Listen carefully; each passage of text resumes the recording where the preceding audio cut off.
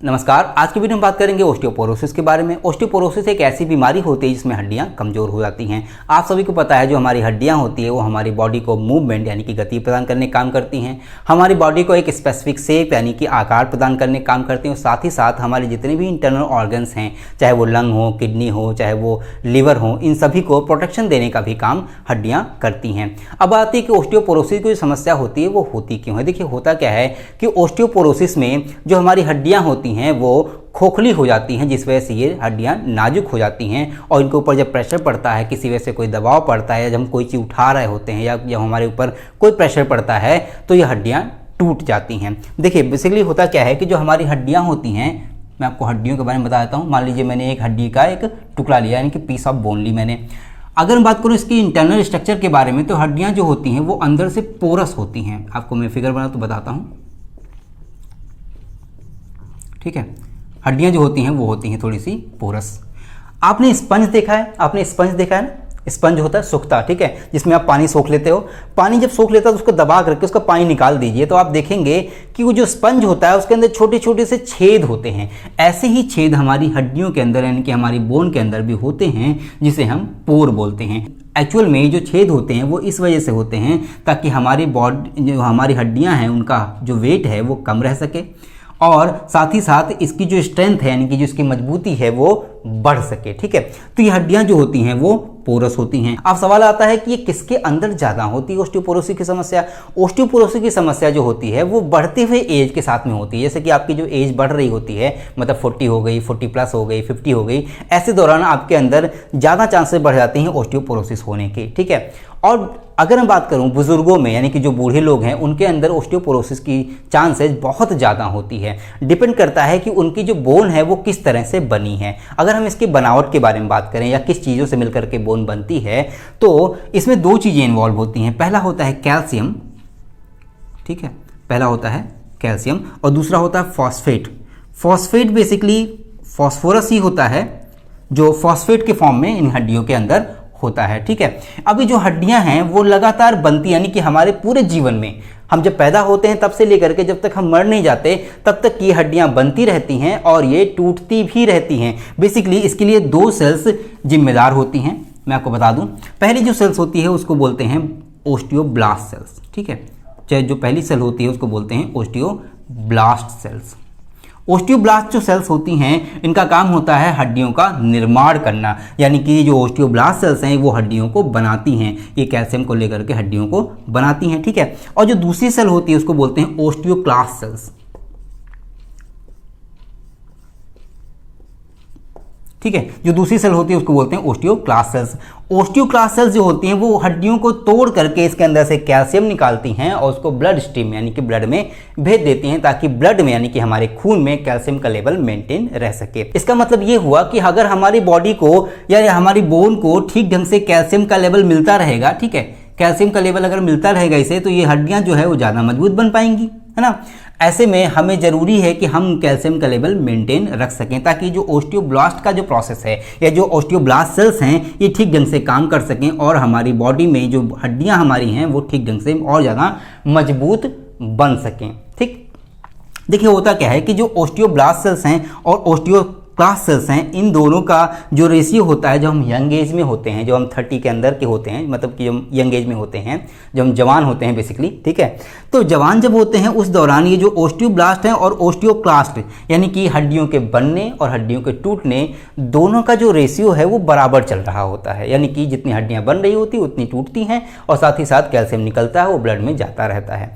लेकिन जैसे जैसे हमारी एज बढ़ती जाती है वैसे ही ये जो ओस्टियोब्लास्ट सेल्स हैं ये इनकी गति जो है धीमी पड़ती जाती है, ठीक है। ऐसे में क्या होता है कि जो हड्डियों का निर्माण है वो धीमा पड़ जाता है। अब जब धीमा पड़ जाएगा तो ओस्टियोक्लास्ट जो सेल्स हैं वो थोड़ा तेज काम करने लगेंगी, या अगर ये तेज नहीं भी काम करेंगी तो भी चूंकि ये धीमा हो गया तो ये अपने आप ही इसकी स्पीड बढ़ जाएगी, तो हमारी जो हड्डियों के टूटने की जो गति है वो बढ़ जाएगी, ठीक। यहाँ पे ज़रूरी ये होता है कि अगर हमने कैल्शियम का लेवल अपनी यंग एज में हमने अच्छी डाइट ली है या और ज़्यादा और चीज़ें की हमने जिस वजह से हमारे अंदर कैल्शियम का लेवल हमने मेंटेन किया हुआ है और हमारी जो बोन्स हैं वो ठीक ढंग से बनी है, यानी कि इसके अंदर कैल्शियम का लेवल बहुत ज़्यादा है, इसकी जो डेंसिटी है वो ज़्यादा है, ठीक है। अब जब इसकी डेंसिटी ज़्यादा होगा, ऐसे में जो हमारी एज बढ़ेगी तो ओस्टियोक्लास्ट का जब दौर आएगा या जब हमारी हड्डियाँ टूट रही होंगी, हड्डियाँ जब कम बनेंगी, हड्डियाँ जब ज़्यादा टूटेंगी, उस दौरान इनमें से कैल्शियम का लेवल कम तो होगा लेकिन इतना ज़्यादा कम नहीं होगा कि आपको ओस्टियोपोरोसिस की समस्या हो जाए। अब सवाल आता है कि और कौन कौन से फैक्टर हैं जिस वजह से ओस्टियोपोरोसिस की समस्या हो सकती है, उसको समझ लेते हैं।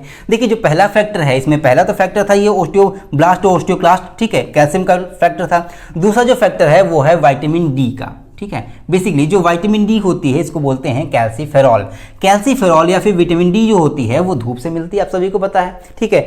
ये जो कैल्सीफेरॉल है या विटामिन डी है, ये हड्डियों के अंदर कैल्शियम का डिपोजिशन करने का काम करती है, समझ गए। जो विटामिन डी होती है वो कैल्शियम का डिपोजिशन करने का काम करती है। अगर हम जब जवान हैं, जब हम यंग एज में हैं, जब ये ओस्टियोब्लास्ट सेल्स ठीक ढंग से काम कर रही है, उस दौरान अगर हमने विटामिन डी ठीक ढंग से लिया, ठीक है, अगर हम धूप में निकलने से शर्माए नहीं, ये नहीं सोचे कि हम काले हो जाएंगे, ऐसे कुछ कंडीशन नहीं रखी हमने, तो ऐसे में हमारे अंदर विटामिन डी की मात्रा बढ़ेगी। और जब विटामिन डी बढ़ेगी और जो हम खाना खाएंगे उसमें कई सारे जब न्यूट्रिएंट्स मिलेंगे, उसमें जो कैल्शियम का लेवल होगा वो ठीक ढंग से इन बोन के अंदर डिपॉजिट हो पाएगा, ठीक है। और इससे हमारी जो हड्डियां हैं वो ज़्यादा मजबूत बन पाएंगी। तो पहला तो फैक्टर हो गया कि विटामिन डी की वजह से। जो दूसरा फैक्टर आता है वो आता है कुछ हार्मोनल चेंजेस की वजह से। जो हार्मोनल चेंजेस हैं वो कौन कौन से हैं? मेल के अंदर टेस्टोस्टेरोन हार्मोन और फीमेल के अंदर एस्ट्रोजन हार्मोन इसके लिए इन्वॉल्व होते हैं। कैसे, आइए समझते हैं। देखिए फीमेल के अंदर जो एस्ट्रोजन हार्मोन होते हैं वो बेसिकली हड्डियों के निर्माण में भी हेल्प करते हैं। एस्ट्रोजन हार्मोन की वजह से भी कैल्शियम का ठीक ढंग से और फास्फोरस का ठीक ढंग से डिपोजिशन हो पाता है और हड्डियां ठीक ढंग से पोरस और ज़्यादा मजबूत बन पाती हैं। ऐसे ही मेल के अंदर जो टेस्टोस्टेरोन हार्मोन होते हैं वो भी जिम्मेदार होते हैं या वो इन हड्डियों को और ज़्यादा मजबूत बनाने में हेल्प करते हैं, ठीक है। ऐसे में अगर उनकी कमी हो जाएगी तो इस दौरान हमारी जो हड्डियां हैं वो कहीं ना कहीं कमज़ोर हो जाएंगी, जिस वजह से इनके अंदर ओस्टियोपोरोसिस होने की कंडीशन बढ़ जाएगी या चांसेस बढ़ जाएगी, ठीक। अब सवाल आता है कि इससे बचने के क्या क्या तरीके हो सकते हैं। देखिए बचने के तौर पे जैसे मान लीजिए आपको ओस्टियोपोरोसिस की समस्या है तो इसका आप आराम से इलाज करा सकते हैं, ठीक है। इसका इलाज जब होगा तो उस दौरान आपको कुछ दवाएं दी जाएंगी। जो दवाएं होंगी वो बेसिकली आपके ओस्टियोब्लास्ट को बढ़ा तो नहीं देंगी, ऐसा नहीं होगा कि आपके अंदर ज़्यादा निर्माण होने लगेंगे, लेकिन वो दवाएँ क्या करेंगी, यहाँ पे जो ओस्टियोक्लास्ट सेल जो ज़्यादा एक्टिव हो गई थी या जो इनके बीच का जो ज़्यादा रेशियो का जो ज़्यादा गैपिंग आ गई थी उसको कम करेंगी। ओस्टियोक्लास्ट सेल की जो स्पीड है उसको थोड़ा सा सप्रेस करेंगे, यानी कि उसे दबाएंगे, थोड़ा कम करेंगे, ताकि जो आपकी हड्डियां टूट करके जो कैल्शियम निकल रहा था, जो ब्लड में जा रहा था, वो थोड़ा सा कम निकले और आपकी हड्डियां थोड़ी कम टूटें, जिससे आपके अंदर ओस्टियोपोरोसिस की चांसेस को, या फिर अगर आपके अंदर ओस्टियोपोरोसिस हो गया है तो उसको रोका जा सके। अब आती है कि भाई इससे बचने, मान लीजिए हमको ना हुआ हो तो हम कैसे बच सकते हैं इससे कि हमको हो ही ना। उसके लिए जब आप यंग एज में हैं तो आप तो पहले तो ध्यान रखिए विटामिन डी अच्छे से लीजिए, ठीक है। धूप में निकलिए आप, ऐसा नहीं है कि आप काले हो जाएंगे, इस डर से बिल्कुल मत करिए, ठीक है। और दूसरी जो चीज़ आती है वो ये कि आप खाने का ध्यान रखिए, मतलब ऐसी डाइट लीजिए, ऐसा खाना खाइए जिसमें कैल्शियम का लेवल ठीक ढंग से हो, जिसमें फॉस्फेट का लेवल हो, ठीक है। इन दोनों चीज़ों का लेवल तो खास करके जो मेंटेन रहे। आप दूध पीजिए, और भी कई सारी चीज़ें हैं जिसके अंदर कैल्शियम का लेवल बहुत ज़्यादा होता है। जब विटामिन डी लेंगे तो ऐसे में कैल्शियम इसमें ठीक ढंग से डिपॉजिट हो पाएगा और आपकी हड्डियों का निर्माण ठीक ढंग से हो पाएगा। और साथ ही साथ जब आप यंग एज में हैं, यंग एज हालांकि आपको हर एज में एक्सरसाइज करनी चाहिए, आप एक्सरसाइज कीजिए। जब आप यंग एज में हैं तो खास करके आप स्पोर्ट्स में थोड़ा इन्वॉल्व होइए, थोड़ा भाग लीजिए उसमें। आप स्पोर्ट्स में जैसे फुटबॉल खेल सकते हैं, क्रिकेट, बहुत सारे जो गेम्स होते हैं, कबड्डी वगैरह जो भी होती है, जिसमें फिजिकल वर्क, ये नहीं कि वीडियो गेम बैठ जाइए खेलने के लिए, नहीं, आप फिजिकल गेम खेलिए जिससे आपकी जो बोन्स हैं वहाँ पे थोड़ी एक्सरसाइज होगी। ये बोन्स जो हैं थोड़ा इसके जो पोर्स हैं वो ठीक ढंग से खुल पाएंगे। ऐसे में इसके अंदर कैल्शियम का डिपोजिशन ठीक ढंग से हो पाएगा और आपके जो ऑस्टियोब्लास्ट सेल्स हैं वो ठीक ढंग से काम कर पाएंगी, जिस वजह से जब आप बूढ़े होंगे, जब आपकी एज ज़्यादा बढ़ेगी, जब आप 40+ होंगे, तो ऐसे में आपके अंदर ओस्टियोपोरोसिस होने की चांसेस कम हो जाएंगी। आई होप आपको वीडियो समझ में आई होगी, आपको अच्छी लगी होगी। अगर आपको अच्छी लगी हो तो प्लीज़ इस वीडियो को लाइक करें, लोगों को शेयर करें ताकि जानकारी और लोगों तक पहुंच सके। और अगर आप चैनल पर नए हैं तो इस चैनल को प्लीज़ सब्सक्राइब कर लें ताकि ऐसे ही इंटरेस्टिंग वीडियो आपको लगातार मिलती रहे। और मिलते हैं अगली वीडियो में, तब तक के लिए जय हिंद, थैंक यू।